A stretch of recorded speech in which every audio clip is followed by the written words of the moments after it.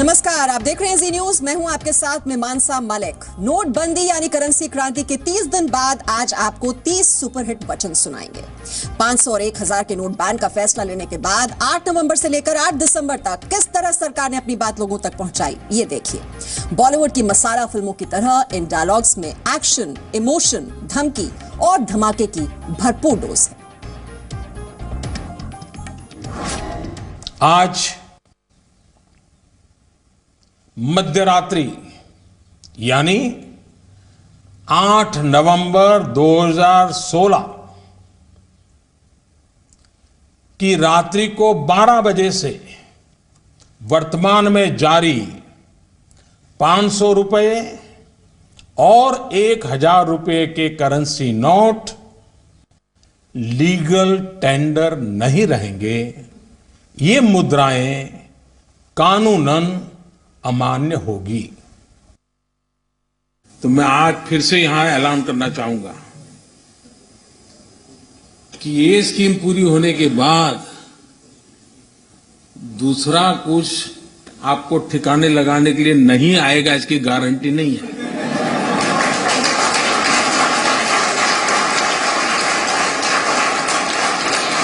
आ जाइए, नहीं आना है तो आप जानो, आपका नसीब जाने, और आपका नसीब नहीं, आपके बेटों का नसीब की चिंता करो। पॉलिटिकल काम नहीं था। मैं धीरे धीरे धीरे देश की आर्थिक तबीयत सुधारने के लिए अलग अलग दवाइयां दे रहा था। धीरे धीरे डोज बढ़ा रहा, मैं डोज धीरे धीरे बढ़ा रहा था। बात को स्पष्ट मानता हूं, बिना हिसाब का अगर कुछ आया हाथ तो उसका देश आजाद हुआ तब से आज तक का हिसाब चेक करने वाला हूं। मेरे देशवासियों, मैंने घर, परिवार,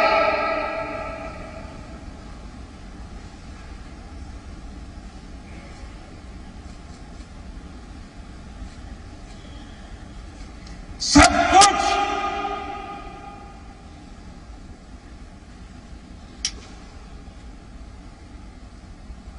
देश के लिए छोड़ा है।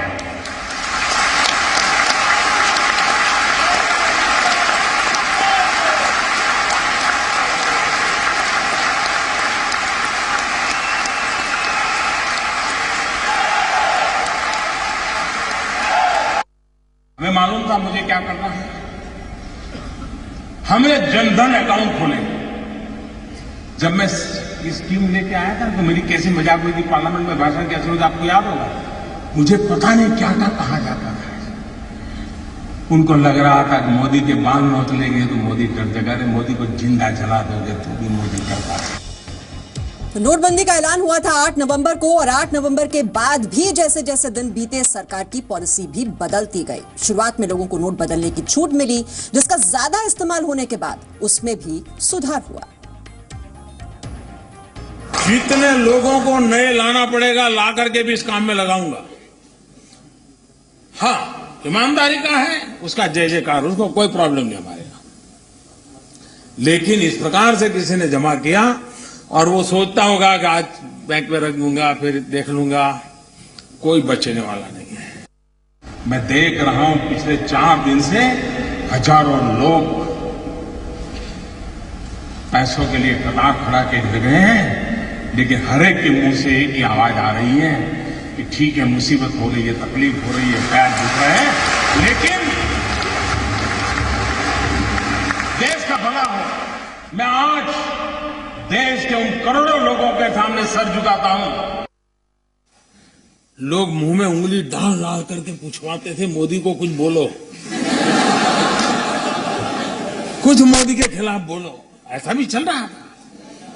लेकिन मैं देश के लोगों को 100 सलाम करता हूं। कोई 4 घंटे लाइन में खड़ा रहा, कोई 6 घंटे खड़ा रहा, लेकिन तकलीफ झेली, लेकिन देश के हित में जिनको पता हो ये सारा देख करके समझ नहीं आता था कि मोदी क्या करेगा आगे। लेकिन अगर आप अपनी दुनिया में इतने मस्त थे कि और पॉलिटिकल पार्टी की तरह ये भी आकर के चला जाएगा, मैं भाइयों बहनों कुर्सी के लिए खड़ा डालेंगे। 10 महीने से काम पे लगा रहा, एक छोटी विश्वस्त टोली बनाई, क्योंकि इतनी नई नोटें छापना, नोटें पहुंचाना बड़ा कठिन, चीजें छिपाना बड़ा सीक्रेट रखना, वरना ये लोग ऐसे होते साहब, पता चल जाए तो साहब अपना कर लेंगे। 70 साल का उनका मैं लूट रहा हूं, मुझे जिंदा नहीं छोड़ेंगे, मुझे बर्बाद करके रहेंगे, उनको जो करना है करें। 50 दिन मेरी मदद करें, देश 50 दिन मेरी मदद करे। गंगा नदी में बहते नोट और विपक्ष की राजनीति पर भी पीएम मोदी ने सीधा जवाब दिया। देश में हुई रैली से लेकर जापान यात्रा के दौरान भी मोदी ने काले धन पर डायरेक्ट धमकी दी। जब आपकी सरकार थी तब आपने भी एक बार चवन्नी बंद कर दी थी। वो चवन्नी बंद कर दी थी तब कौन सा कानून था, जरा मुझे बताओ। किसको पूछा था? ये ठीक है कि आप चवन्नी से आगे चल नहीं पाते, आपने अपने बराबरी का काम किया, हमने हमारी बराबरी का काम।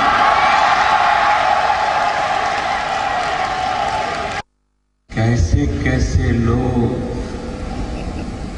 2G स्कैम, कोयला स्कैम, अरबों खरबों, मालूम है ना साहब, मालूम है ना। आज 4000 रुपया बदलने के लिए लाइन में खड़े रहना पड़ता है जी। और जो लोग मुझे जानते हैं वो कुछ समझदार भी है, तो उनको लगता है यार बैंक में जाने के बजाय गंगा जी में जाना अच्छा है। पैसे मिले या न मिले, पुण्य तो मिल जाएगा। देश के करोड़ों लोग सुख चैन की नींद सो गए।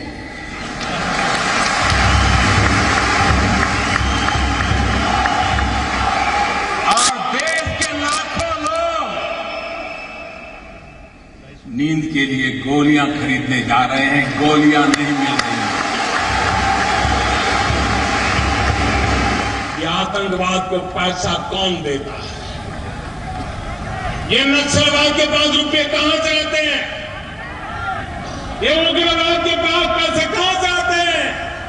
भाइयों बहनों, सीमा पार से हमारे दुश्मन वहां पर नकली नोटें छाप छाप करके हमारे देश में घुसेड़ रहे हैं।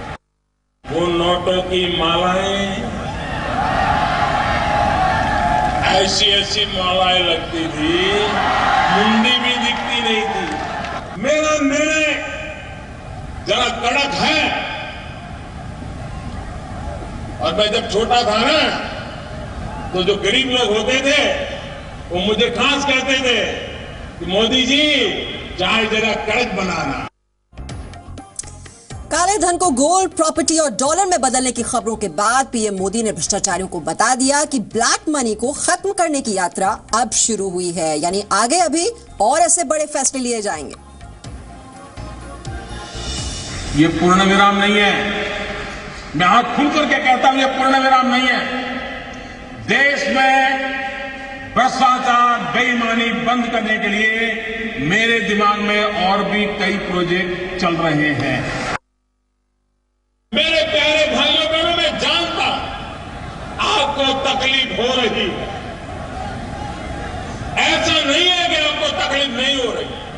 कोई भी काम करो भाई, तकलीफ तो थोड़ी बहुत होती है। हाँ, इरादा नेक होना चाहिए। ज्यादा से ज्यादा ये मेरा क्या कर लेंगे भाई? नहीं बताइए क्या कर लेंगे? अरे हम तो फकीर आदमी हैं, झोला लेके चल पड़ेंगे जी। ये फकीरी है जिसने मुझे गरीबों के लिए लड़ने की ताकत दी है भाई। मैं हैरान हूं, आपने देखा होगा अच्छे अच्छे लोगों के चेहरे पर से चमक चली गई। पूरा दिन मोदी मोदी कर रहे हैं, मोदी मोदी। पहले पूरा दिन करते थे money money money money money, अभी बोल रहे हैं मोदी मोदी मोदी। पैसे बचाने की कुछ लोग कोशिश कर रहे हैं। मैं ऐसे लोगों से आज कहना चाहता हूं, मेहरबानी करके आप गरीबों की जिंदगी के साथ मत खेलिए। आप ऐसा कुछ न करें कि रिकॉर्ड पर गरीब का नाम आ जाए और बाद में जब जांच हो तो मेरा प्यारा गरीब आपके पाप के कारण मुसीबत में फंस जाए। आजकल मेरे ही देश में कुछ लोग मुझे गुनहगार कह रहे हैं। मैं हैरान हूं भाइयों, क्या कारण है? क्या मेरा यही गुनाह है कि भ्रष्टाचारियों के दिन बुरे होते जा रहे हैं? विपक्ष ने आरोप लगाया कि सरकार ने बिना तैयारी के नोट बैन कर दिया, लेकिन पीएम मोदी ने साफ किया, दिक्कत सिर्फ काले धन को सफेद करने का मौका नहीं देने से हुई है। आलोचना यह है कि सरकार ने पूरी तैयारी नहीं की। मैं समझता हूं कि मुद्दा यह नहीं है कि सरकार ने पूरी तैयारी नहीं की। ऐसे लोगों की पीड़ा इस बात की है कि सरकार ने किसी को तैयारी करने का समय नहीं दिया। कुछ भी काम करो, बच्चे को स्कूल ले जाना है तो भी स्कूल वाला कहता है चेक से इतना लेंगे, कैश में इतना लेंगे। जमीन खरीदती है, बोले कैश से इतना लेंगे, चेक से इतना लेंगे। अस्पताल डॉक्टर के पास जाना है, कैश इतना दो, चेक इतना दो।